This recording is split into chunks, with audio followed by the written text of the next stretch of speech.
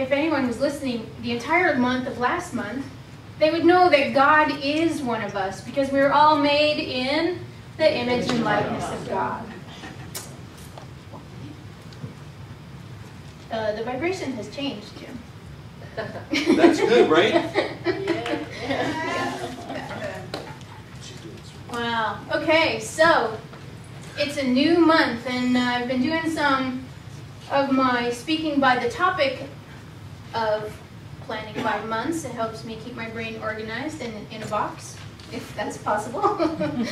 This month we're going to be discussing components of the topics that are make as a collective appreciative inquiry. So we're going to be exploring what exactly it is to be a spiritual being, having a human experience, and sharing oneness in community. That's what we do when we come together, right? We share each other, we share ourselves, we share this space. We come together, you and me, you and you, all of us, to share in community. And so the beautiful thing about unity is not only do we have this amazing community, we have our teachings that you know I love to talk about, those amazing metaphysical tools to put in your toolbox in your backpack to carry around with life.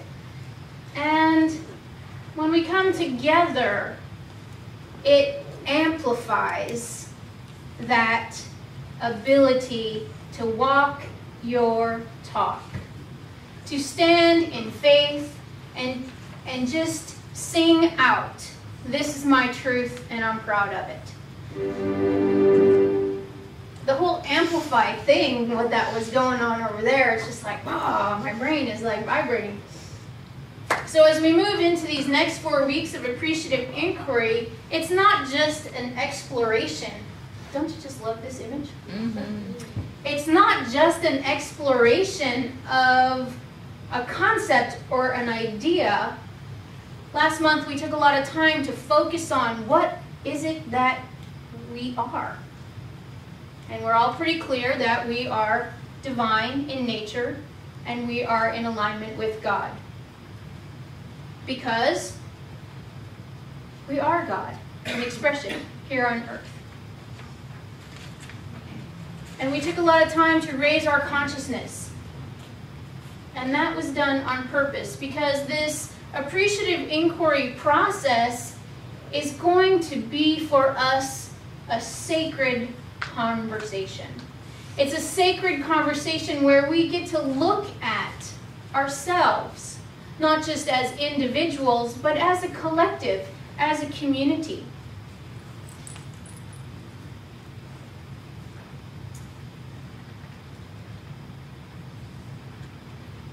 As an alchemist, and I want to remind you all that you are an alchemist of your life and of this center. An alchemist is someone who has the ability to transform base metals into silver and gold, elements that are valuable and of great worth. Have you not taken time amongst your own personal growth and spiritual awareness to transform a portion of your life? You are an alchemist. I never looked at myself that way until it was pointed out to me by another spiritual being on the path. Each of us has the innate ability to transform our lives into an expression of greater value. Something that is more valuable to our soul as we move through this journey called life. There's a management guru called, his name is Peter Drucker. I don't know what he's called, but that's his name. He said that leading change, which is pretty much what I've been up to these past couple months, is about aligning people's strengths so that their weaknesses become irrelevant. It's about aligning people's strengths so that their weaknesses become irrelevant. When you think about the transition that you have traveled when you were practicing being an alchemist, you were probably looking at what you perceived was a problem or something that made you less than valuable. Okay? We're going to flip that totally upside down, because that's what I love to do, and present a new way of looking at things.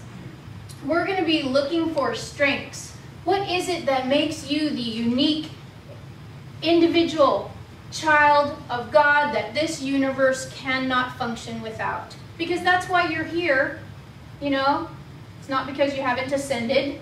I know that you all are expressions of the Christ nature. So you're here because you are needed for the highest and best and the good of the universe, the good of your family, the good of this church, the good of this community, the good of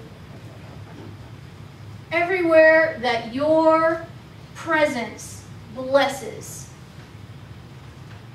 Because your presence does bless everywhere you go. So as we look for what is it about ourselves that give us value, how is it that and I want you to ask this question as I speak it out loud, how is it that I turn a base metal into gold? What is it that I do that people say every time he touches something, it turns to gold?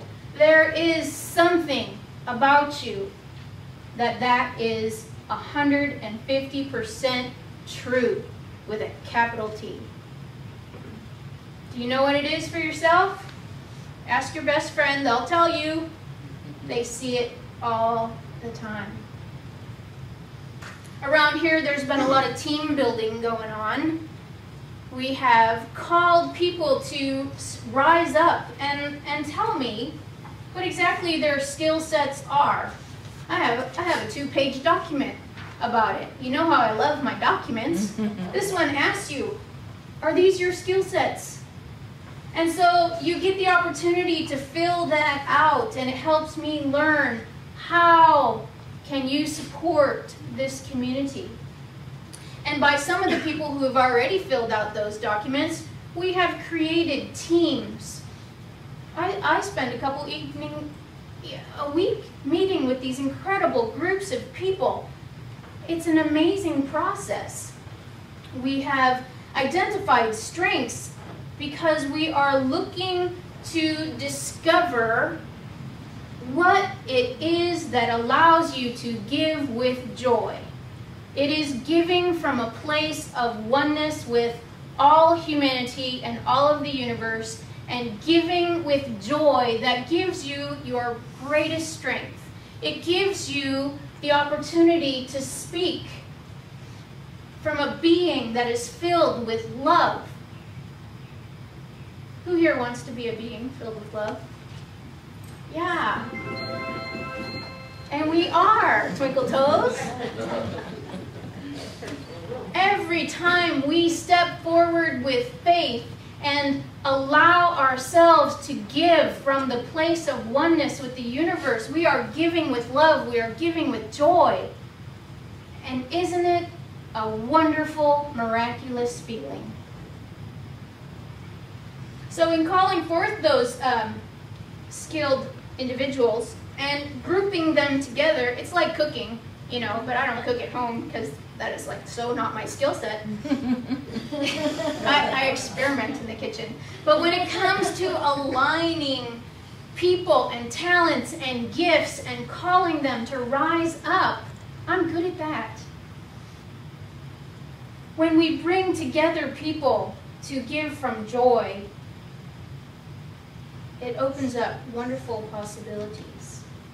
And if you're not serving in a place of joy, and I've had this conversation one-on-one with a few people in this community, if you're not giving from a place of joy, my request, not that we don't have a need for volunteers, don't get me wrong, but my request is that if it's not coming from the divine nature of you, if it's not coming from love, if it's coming from obligation or guilt, And you know, funny thing, I've never studied those concepts to become a unity minister. We don't teach that here. So we don't practice it either. But if it's not your zen, if it's not your joy, leave it for someone else. Because the universe loves to fill the vacuum. The universe, all we have to do is say, okay, universe, we have a need for whatever it is. And you know, you guys are excellent manifestors. You have the ability to draw forth from divine substance and mold it with your mind, your thoughts, your heart, your energy, your exuberance into exactly what you want and need. Amen. Amen. Mm-hmm.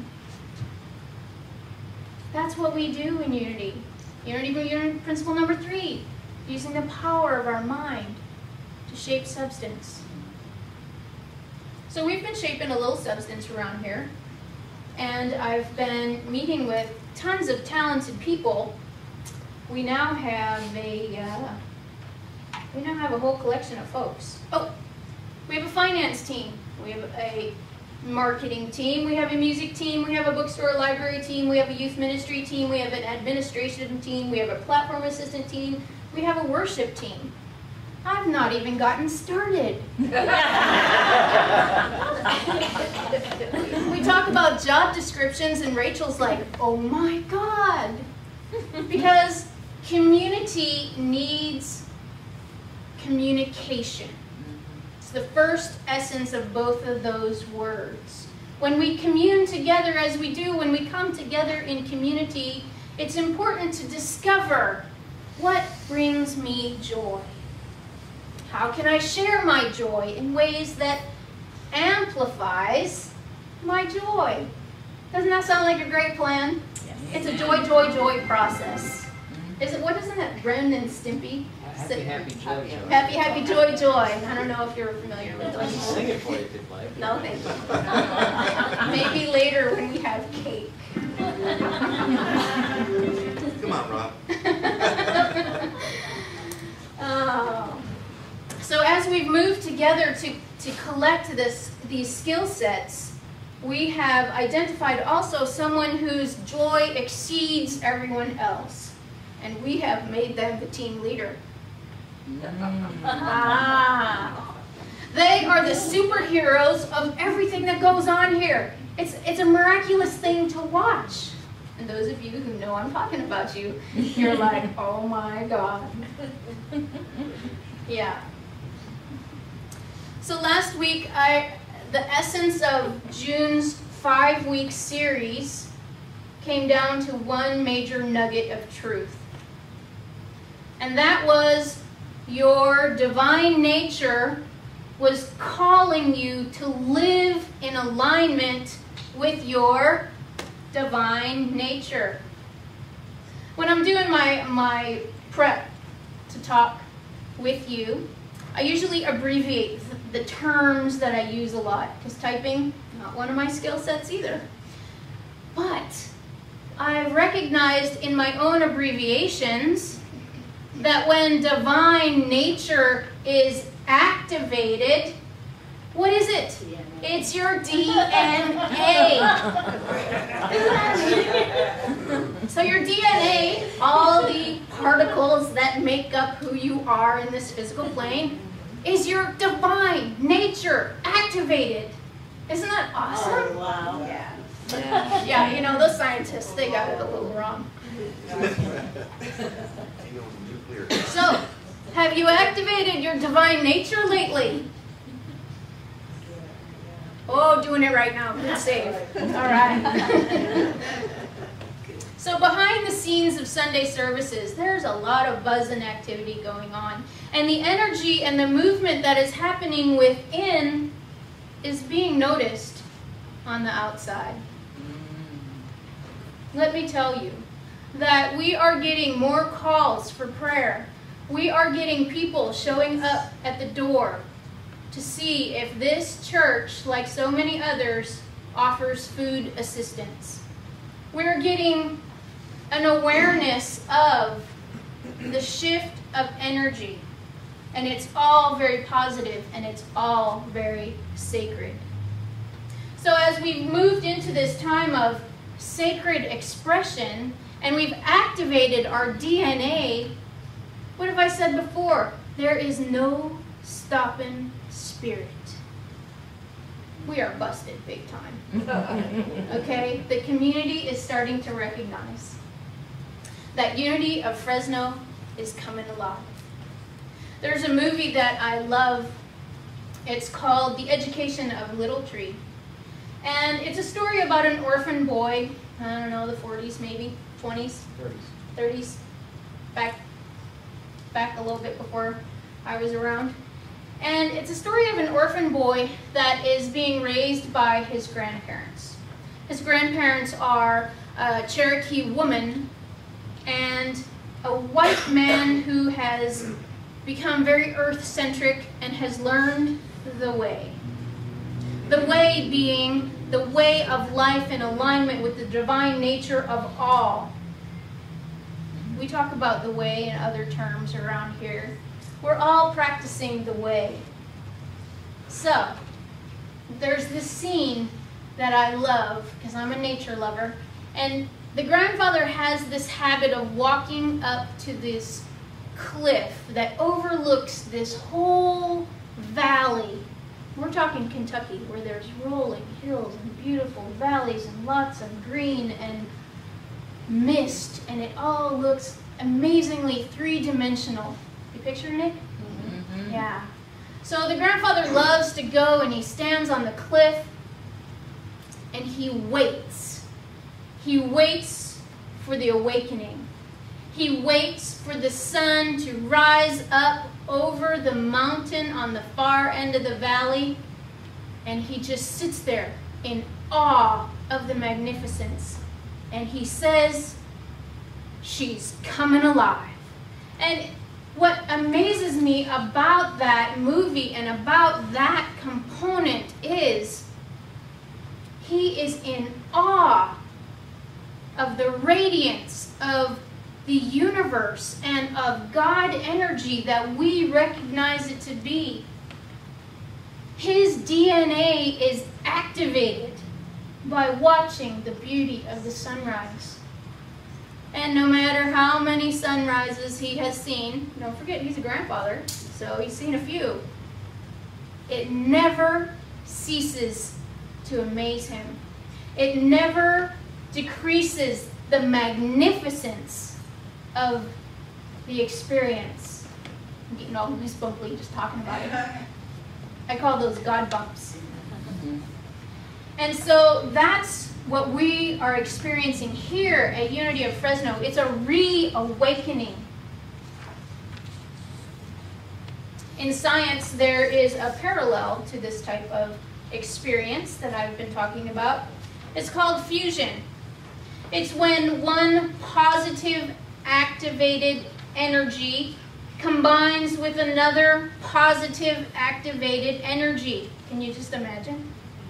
Around here, it's been joy touching joy, and strength touching strength, and awareness touching awareness. It's been inspiration combining with inspiration, and it's been an explosion of energy. The vibration hasn't just been the amplifier in the sanctuary. It has been the energy of the congregation and the people who come here on a daily basis to reawaken and re-energize and to stand in awe and of the magnificence of this place and the energy that we recognize when we come here. You're being handed a document that I'm going to invite you to fill out. Now, there's rules about this, guidelines maybe. It has to be the first idea off the top of your head. Barbara, can I have one of those too? Don't forget Jim. There are pens in your seat back pocket if you need a flat surface. There is a hymnal under your seat. You can utilize that. We collectively are going to discover what idea or experience. Now, don't forget, fast, fast, fast. top of your head idea, and for the newcomers, I apologize, this may not apply to you, but it may because you have spent at least almost 45 minutes here. What do you appreciate? What is the very best about Unity of Fresno? What do I value about this place, coming here, this experience, all of it?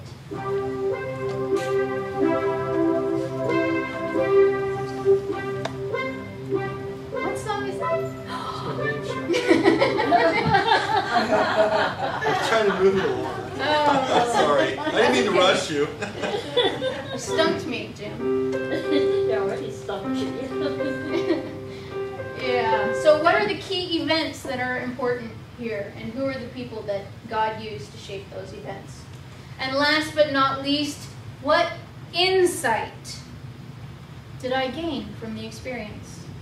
So quickly, briefly, move along on those. Top of the head, don't think about it. Do not engage the brain. Let your heart speak. There's a quote by Ernest Holmes, the founder of Science of Mind, religious science, that I love. It is, "In this divine awakening, there seems to be an inner witness who remembers that we came from a heavenly state."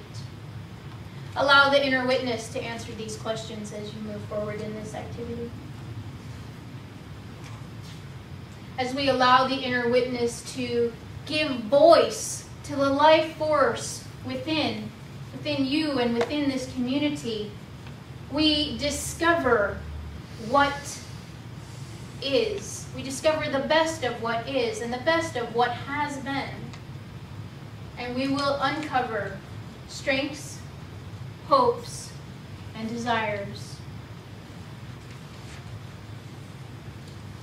And from those strengths, hopes, and desires, we will create a positive and sacred conversation about who we are and who we have come here to be.